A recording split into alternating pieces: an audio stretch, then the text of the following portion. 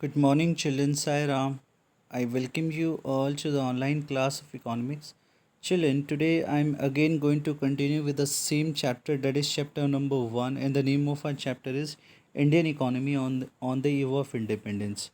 Children, this is the second video of this chapter, and in the first video, we have already learned the colonial exploitation of Indian economy under the British rule.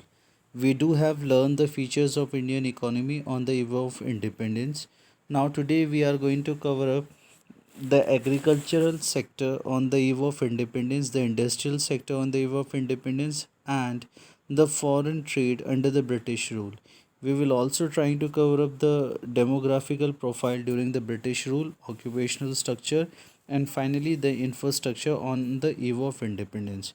So, children, let us start with the first topic, that is agricultural sector on the eve of independence. Children, during the pre-British rule, the condition of India's agriculture was not at all satisfactory, as we all know. Indian economy under the British colonial rule was overwhelmingly rural and agricultural in character. Nearly 85% of the country's population lived mostly in villages and derived livelihood directly or indirectly from agricultural. So what I'm going to say is, children, as we all know, agricultural sector was the primary sources of livelihood, of most of the people of our country. We all know that 85% of country's population was engaged in the in agriculture, and that is why our agricultural economy is known as the agrarian economy. So India's economy under the British rule, the British colonial rule, remained fundamentally agrarian. So about 85 of the country's population lived in the villages and lived on agriculture. Agriculture was the primary source of livelihood of most of the people living in a country. And however, the agriculture sector continued to experience stagnation and deterioration. So on the eve of independence, the Indian agricultural sector revealed the following characteristics. Now what are that characteristics? We are going to learn first. The first, these are basically the characteristics. Now the first characteristics is the low production and the low productivity. Children, production refers to total output, while productivity refers to output per hectare of the land. So both production as well as the productivity were found to be extremely low on the eve of independence. If if arose on account of lack of means as well as the incentive on the part of cultivator, the peasants. Now we have a table which express about the production as well as the productivity of major of the main crops of India in the year 1947, which is compared with the year 2018 to 19. So children, with the slide you're watching here, the productivity and the production of our country, in the production of wheat in the year 1947 is 660 per 660 kg per hectare of land, whereas in the year 2018 to 19 is 3408 kgs per hectare. So you just see that almost 5 point something times the production increase if we comparing with the production of wheat for the year 1947 with the year 2018 to 19. You will see the productivity of rice is like 665 kg per hectare of land, and which is almost 2665 kg per hectare of land in the year 2018 to 19. So this table basically shows that the productivity of wheat was nearly 5.2 times lower in the year 1947, which is compared with its level in the year 2018 to 19. So if we see the productivity of rice as well, it is nearly 4 times lower in the year 1947 when it compare it with the level in 2018 to 19. So this is about the low level of productivity that India's agricultural sector revealed the backwardness. Now the next is the production. Production is showing you in like per hectare of sorry the production is showing you in lakhs tons. So in the year 1947 the production of wheat is only 60 lakh tons in the year 1947, which is now it is 991 lakh tons in the year 2018 to 19, which is basically a survey, the economic surveys in the year 2018 to 19. Same way, if we're talking about the rice, the production of rice is only 220 kg lakh tons in the year 1947, which is now is 1156 lakh tons in the year 2018 to 19. So likewise the productivity, the production also revealed the backwardness.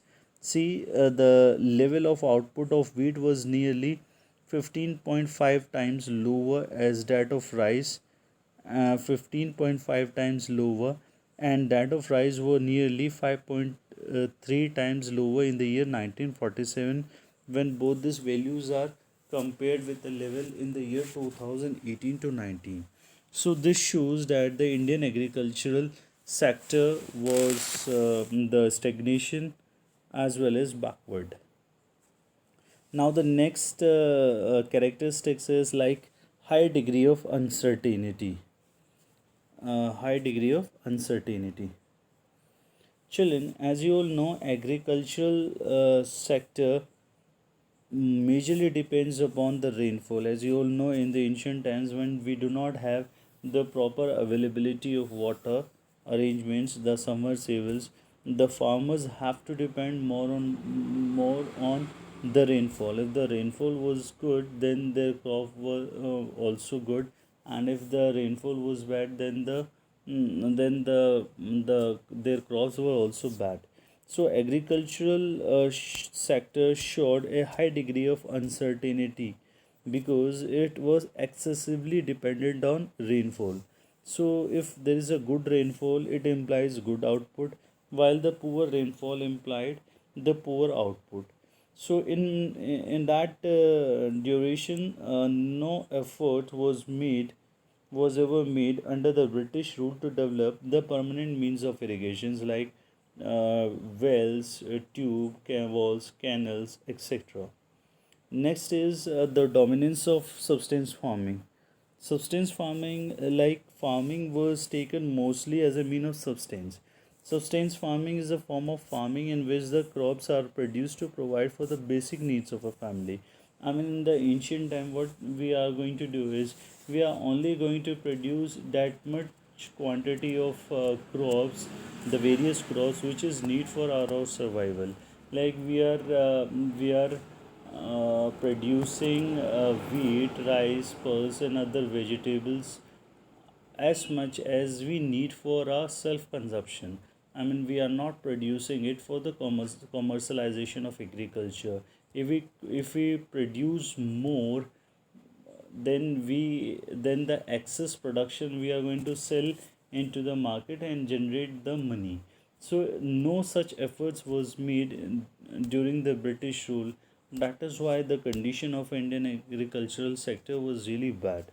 So there is a little surplus left for the sale in the market. I mean, the farmers are not going to produce a lot for the commercialization, but they are only producing the crops for their own self consumptions. So it implies a lack of commercial output, and accordingly there was a backwardness prevailed and the poverty dominated everywhere during the British rule. Now, let's move on to the next topic, which is the gulf between the tillers of the soil and the owner of the soil. Children, as you all know, the agricultural sector during the British rule was categorized by a gulf between the owners of the soil on the one hand and tiller of the soil on the other. So while the owners shared the output, they seldom, or you can say hardly, shared the cost of production. Now, children, here one thing is very important to understand that Jamidar was known as the owners of the soil, and the landless laborers was known as the tiller of the soil. So the farmers were used to produce various goods in various crops and during the year, whereas the jamidars, who are basically known as the owners of the soil, what they used to do is they used to distribute the total production what the tillers of the soil was produced, but they seldom shared the cost of the production. I mean, they were mainly interested in maximizing their rental income, which is in terms of short of output, and the tillers of the soil were mainly given enough for their own substance. So this created an indebtedness of the tillers of the soil and conspicuous consumptions of the owner of the soil.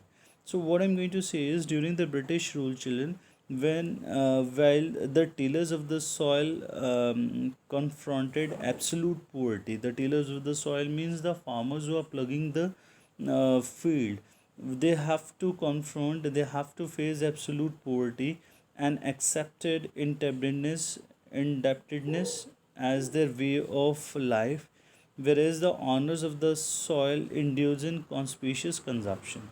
So, tillers of the soil and the farmers are working hard for the various production of various crops, whereas the owners of the soil, I mean the jamidars, uh, were used to charge a high rental income, a high rent on the tillers of the soil, and the tillers of the soil were seldomly produce that much quantity of rice or the wheat which is needed for their own survival.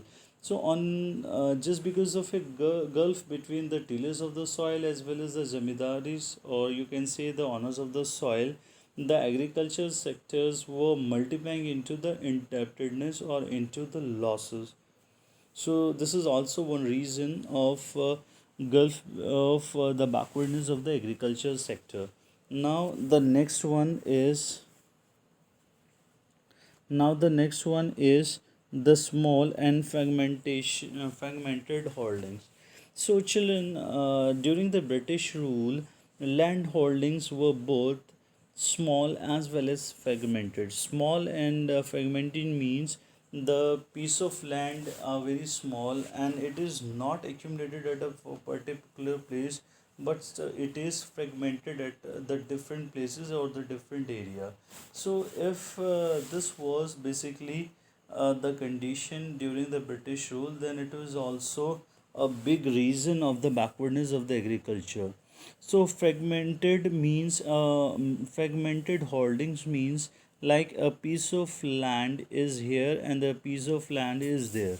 So if such situation was prevailed at that point of time, it was very difficult to plug the various piece of land, because for plugging a small piece of land it requires a lot of time, a lot of efforts, and it does not create much production what we desired at that point of time. So this is why the reason that the farmers were the condition of the farmers were really getting bad. If all this small or the fragmenting holdings are accumulated at a certain place, then this small scattered piece of land will show a good piece of land, and if it is show a good piece of land, then it was very easy to plug the field uh, and to produce the various production. So this was also the characteristics of the backwardness of the agriculture. Just because of the small and the fragmented land holdings, farmers were always was always was helpless in producing the various fields which is needed for the commercialization of the agriculture. Thereafter, we have the land revenue system under the British Raj. So this point is basically an important point, children, which we call as the land revenue system under the British rule. So the most important reason of the stagnation in agriculture sector was the introduction of the jamidari system by the colonial government. So the British government in India introduced a unique system of land revenue.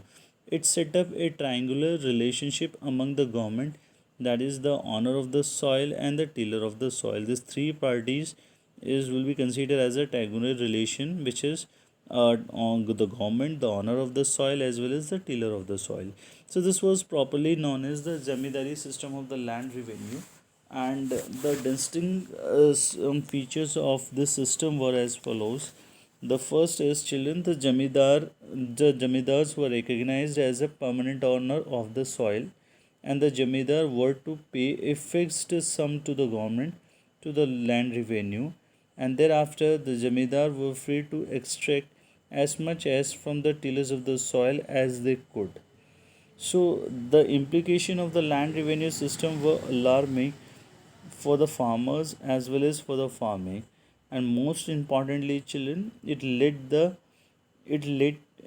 to unlimited exploitation of the tillers of the soil by the zamindars, and rate of land revenue system were frequently raised by the zamindars, which lead to the frequent eviction of the tillers of the soil, and the tillers were reduced to the status of landless labor.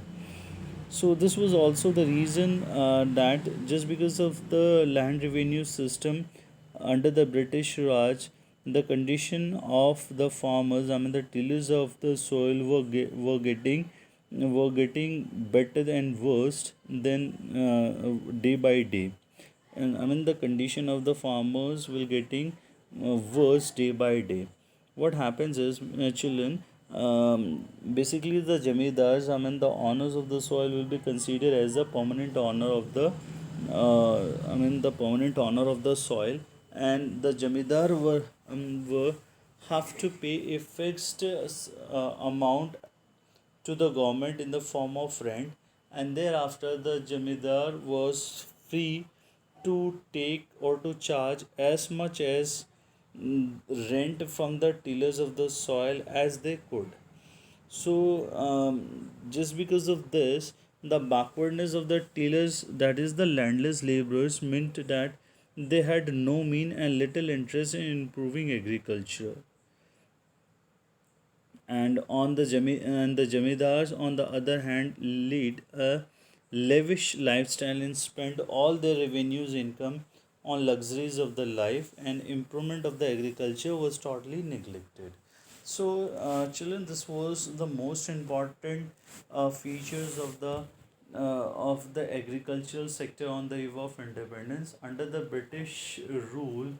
And under the land revenue system, the condition of the tillers of the soil were extremely very bad. The jamidars were trying to exploit as much as they can, and for this they are used to increase their rent,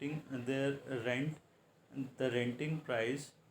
And if the tillers of the soil fail to pay that rent, then the jamidars, who were recognized as the permanent owner of the soil, will take their land, and they can throw him out from their land. So this is how the exploitation was happens with the farmers.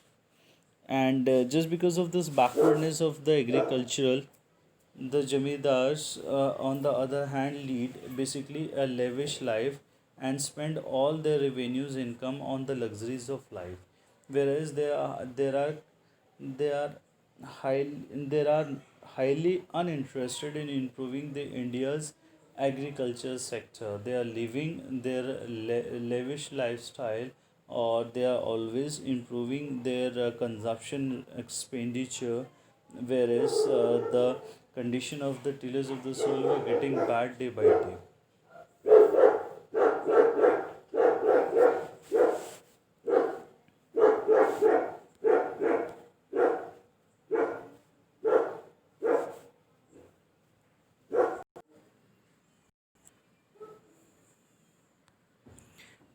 Next reason is the forced commercialization of agriculture. So, children, commercialization of agriculture refers to a shift from cultivation for self consumption to cultivation for market. So, there are some notable points in this content. Children, as you all know, farmers were forced to shift to commercial crops, that is indigo, for the conventional substance crop like wheat or rice. So, children, what is the commercialization of agriculture? Let us learn first. Children, commercialization of agriculture means production of crop for sale in the market rather than the self consumption. So during the British rule, farmers were given higher prices for producing the cash crops like cotton or jute. However, this did not improve the economic condition of the farmers because instead of producing food crops, they were producing cash crops which were to be ultimately used by the British industries. Therefore, the British rule promoted shift of crop from food crops to cash crops. So here the commercialization of agriculture means the Britishers are obviously forcing the Indian farmers to produce various crops which is needed for their own which is therefore needed for their own self interest and for their own benefit. I mean, like the Indian farmers are producing the wheat and crops. Now what the Britishers have done, the Britishers have forced the farmers to produce the commercial crops like the indigo or such cotton or the zul cotton, or you can say um, various like indigo, cotton, and jute. These things. The reason behind is like the indigo was required by the textile industries in Britain for dyeing and bleaching of the textile. So, I mean, indigo as it is widely used in the British for dyeing and buying of the textiles by the textile industries. Therefore, they have given some they have given them some advance payment for the cultivation of the indigo, and it exposed the farmers to uncertainties of the market. Next is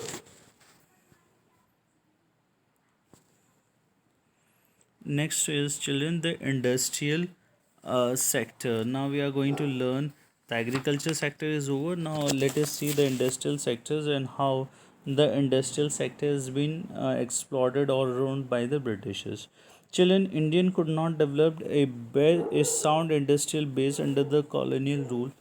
Even the country's world famous handicraft industries were declined, and no commercial modern industries base was allowed to come up. So, in industrial sector, children, what happens is how the farm. I mean the Britishers have exploited children. As you all know, although the agriculture has dominated the Indian economy during the pre-British period, but some Indian industries producing certain special products enjoyed worldwide reputation. In the last video I have already explained you that India's before the advent of the British rule, India's economy were characterized with the following features. Like the first, it is an agrarian economy.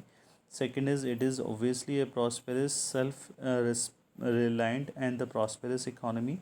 And finally I have explained you India's economy was well known for its handicraft industries. As you all know, India was also known for its handicraft industries in the field of cotton and silk textiles, metals, and various precious stoneworks, etc. And the India's handicraft products enjoyed a worldwide reputation to its reputation and fine quality of the material used and a very high degree of craftsmanship. So this was basically the condition of the agricultural sector during the British rule. And during the British rule, like agriculture, India could not develop a sound industrial base under the British rule. The poor state of agricultural sector during the British rule is illustrated with the following points. The first one is systematic deindustrialization. Now, children, what is systematic deindustrialization? Children, systematic deindustrialization is basically the term that describes the status of the industrial sector during the British rule, and it implies two things. First, the decay of world famous traditional handicraft industry owing to discriminatory policies of the British government. I mean, the British government has adopted a discriminatory tariff policy of the state, which has purely ruined the India's industrial sector. The second one is the bleak growth of the modern industry owing to the lack of investment opportunity. I mean, just because of the lack of the employment as well as the financial, you can say, opportunities, the condition of the industry sectors was getting bad day by day. Now let us learn first, that is the decay of handicraft. Decay of handicraft means prior to the British rule, children, handicrafts in India, as I just said, enjoyed a worldwide reputation of excellence in the quality, but the British Raj contributed to this decay. I mean, it was owing to the discriminating economic and the political policies which is pursued by the British government, and following points may be noted in this regard. Now, just there is a continuous decay of handicraft just because of the following reasons. Now, the first reason is the discriminatory tariff policy of the state.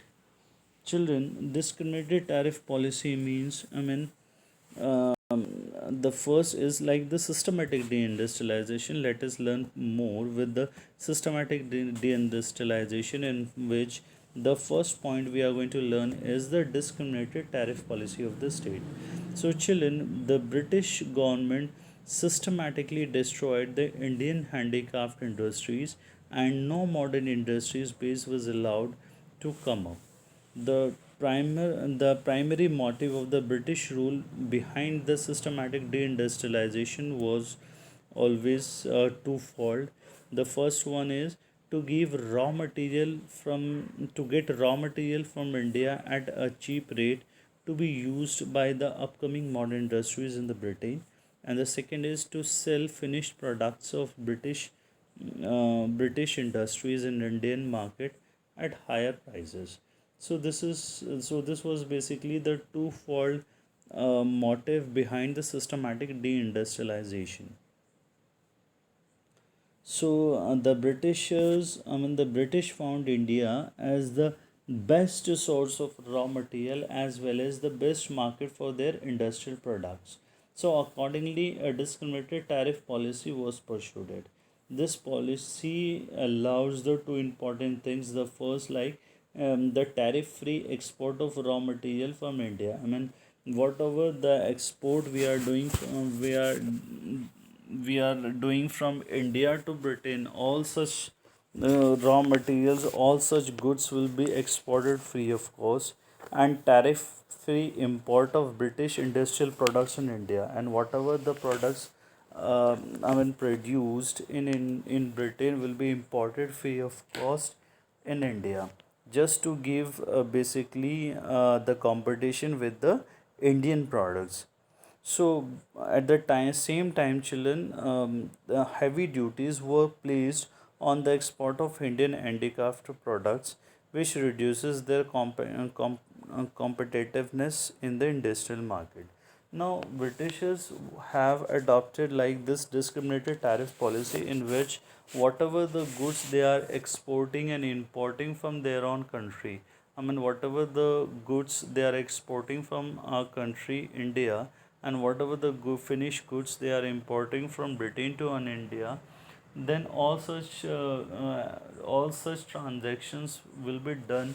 All such transactions was done basically free of cost. I mean, no tariff, I mean, no import or export duties will be allowed in this regard.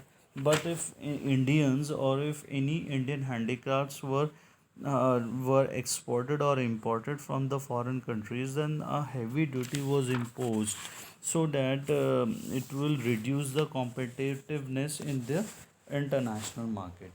So just because of this and as a consequences, we can say that the British products start gaining in the Indian market, and the Indian handicraft products starting losing their domestic as well as the foreign market. Just because of this decay of handicrafts was the end results. Now the second point is the disappearance of the princely court. So, children, here in this point we have already understood the rate of industrial growth was low as no help was provided. This we have also understood. The decay of traditional handicrafts created the massive unemployment, and the fall of supply of local trades created a demand. Now, the next point is children disappearance of the princely court. Children, prior to the British rule, as you all know, Nawab, Raja, princes, emperors ruled different part of the country. They used to patronize the handicrafts, and because of which the Indian handicraft industries had acquired an international reputation. Children, what I'm going to explain or tell you is like during the British rule, when the Britishers not came to a country, then the India has been ruled by many Nawabs, Rajas, princes, emperor in the different parts of the country. So they are basically the lover of the traditional handicrafts, and because of which the Indian handicraft industries had acquired an international reputation. So thereafter, in the beginning of the British rule, it is implied the end of the princely court, and consequently the handicraft industry start decaying. Next is the competition from the machine made products. Children, machine made products from Britain were very low and were very low cost product and give a stiff competitions to the handicraft products in India. I mean, whatever the products been converted or been shaped into the finished goods in the Britain industry, they in the British industry, then such kind of goods are freely imported in a country just to give a tough competition to the handicraft industries in India.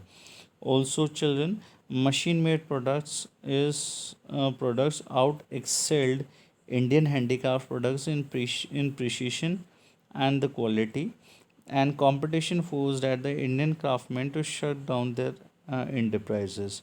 Just because of the heavy competition between the Indian goods with the British's goods, children, what basically happens is all the demand of the Indian handicrafts were getting down, and the Indian craftsmen were forced to shut down their enterprises just because of a strict competition given by the machine made products, which is important from the British government, from the England.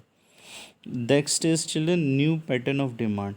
Children, the industrial sector is always be an you can say in an undeveloped wage, whereas the new pattern of demand was also a reason.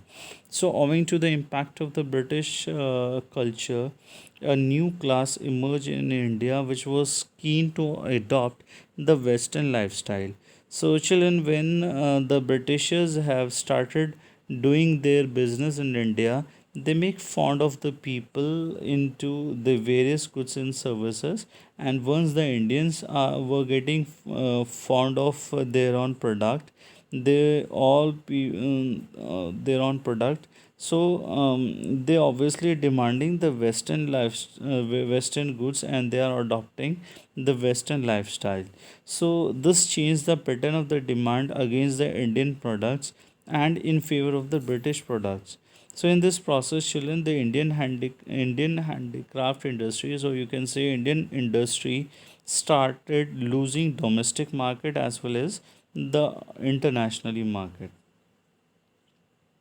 Thereafter, the introduction of railway in India. This is the very good point which is taken under this one. So children, when understood children, when there is an introduction of railways, then the size of the market from the low cost British product tend to expand, while it starts shrinking from the costly product Indian products. So children, when just because of the introduction of the railways, the British is trying to distributed their own product into different parts of the country, and for doing so, they have invented the railway, and they have introduced the railway in India as well, and it gives a strict competition to the high cost the Indian products. So this hastened or quickened the process of decay of handicrafts, Indian handicrafts.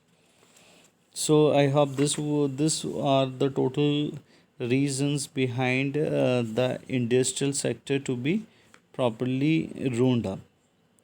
Next is children the foreign exchange. So children under the foreign trade.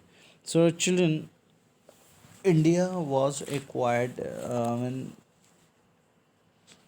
India has acquired eminence in the area of the foreign trade since ancient times. As you know that India has been an important trading nation since the ancient times. However, the restrictive policies which has been adopted, the restrictive policies adopted by the colonial government adversely affected the structure, composition, and the volume of the Indian foreign trade. So, the state of Indian foreign trade during the British rule is discussed under the following points. Now, the state of Indian foreign trade during the British rule is properly discussed in the three categories. The first one is the net exporter of primary products and importer of finished goods. Second is the monopoly control of the British rule, and third is drain of India's wealth during the British rule. So, children, um, owing to the colonial exploitation of the Indian economy, India became net exporter of raw material and primary products like raw material, silk, cotton, wheat, jute, indigo, sugar, etc. And on the other hand, it became net importer of the finished goods produced by the British industry. So our import include cotton, milk, and woolen clothes, besides several type of capital goods produced in England. So this was the first reason the state of the India's foreign trade during the British rule. The Britishers has made the Indian market in such a way, like the first it is the net exporter of the raw material. It become it converted the India's economy in such a way that the India in such a way that India becomes the net exporter of the raw material and the net importer of the British finished goods. Second feature is the monopoly control of India's foreign trade. So, children, the British government maintained a monopoly control over the India's export and import. Moreover, more than half of the India's foreign trade were restricted to the Britain, while the rest was allowed with the few other countries like China, Ceylon, that is in Sri Lanka, and Persia like Iran. And during the British rule, export and import of the country became under the monopoly control of the British government. And there are two observations which highlights the monopoly control of the India's foreign trade. The first one is more than 50% of India's foreign trade was directed toward the Great Britain. As I just said, more than half percent, or you can say the 50% of you can say the India's foreign trades were directly was directed towards the Great Britain. I mean, more than 50% of foreign uh, export and import is done with the British government only. And while export of primary goods like raw material from India supplied the input of the British industry, imported of the finished goods from Britain, and it provide a huge market to the British government. This is how the second feature of the India's foreign trade has been explained. Now the next one is the drain of India's wealth during the British rule.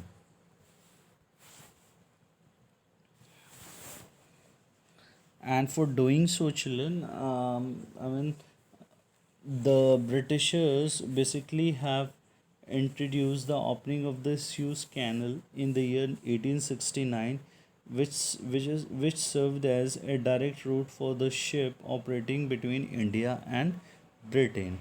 Now we are going to understand the last point, that is the drain of India's foreign trade.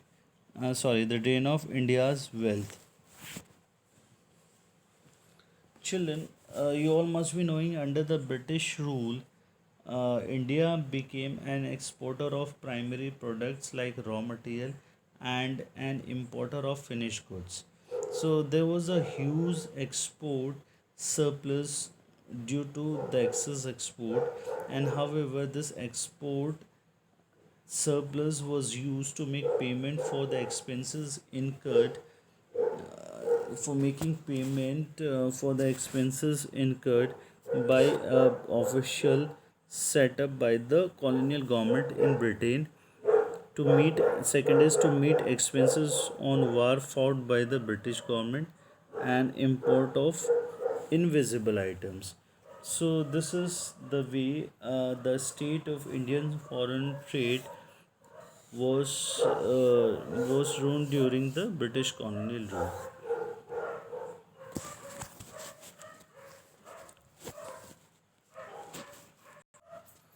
So, children, that's all for today. In today's video, what we have understood, we have understood the agricultural sector on the eve of independence. We have learned the various features of agricultural sector on the eve of independence. I mean, why the agricultural sector was considered as a backward and stagnant. Thereafter, we have learned the India's foreign trade. We have learned the India's foreign trade, the state of India's foreign trade during the British rule. The three important points by which you can see the country's foreign trade were properly destroyed. So, children, that's all for today. Thank you so much for watching and have a nice day. And in the next video, we are going to cover up the further topics. So, thank you so much for watching and Sairam.